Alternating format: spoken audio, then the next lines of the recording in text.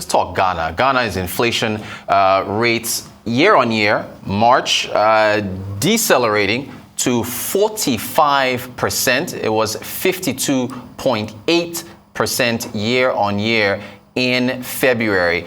The high reached was 54.1 in December. Of course, this is information coming from the Ghana Statistical Service. Now, what exactly does this mean for the Monetary Policy Committee that hiked rates to about 29% at their last meeting to head off inflation? What does it mean for the CD and so on and so forth? We have, of course, Fred Duvor, who is the managing director of Apacan Securities in Accra. Fred, my friend, good to see you.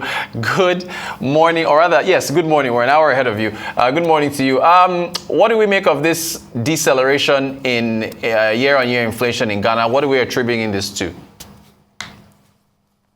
I mean, well, to start with, it's good news.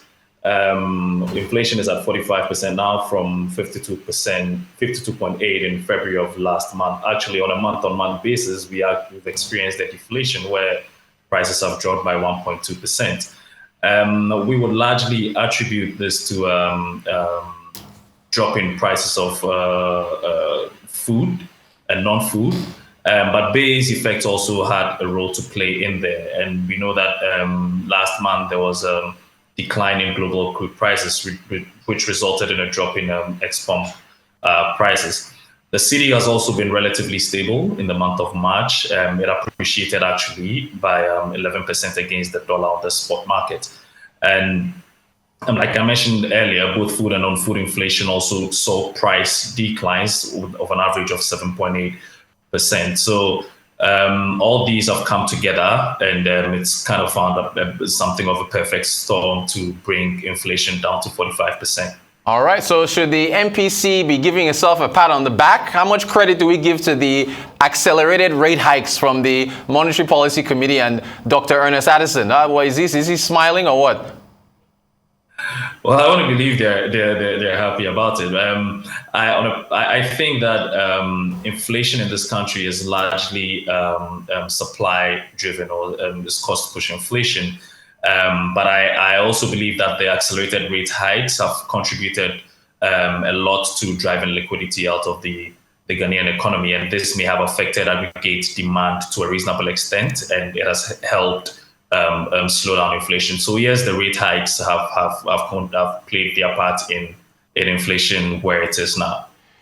Does this deceleration mean that the MPC will cool off on rate hikes at the next meeting? Everybody's talking rate hikes everywhere, from the United States to Europe, all over the place. So what's Ghana going to do? What do you think at the next MPC meeting?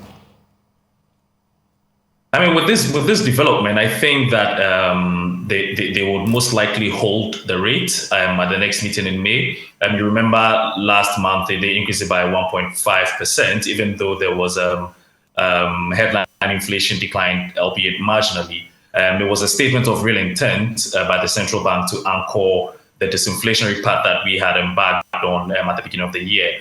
I believe this level of decline, and if the cedi continues to hold steady and there are no external shocks to inflation outlook, they may hold the rate. However, if in the month of April we see an even steeper decline than what we've experienced in March, then I won't be surprised to see at least a 50 basis point rate cut. Oh, wow. Okay.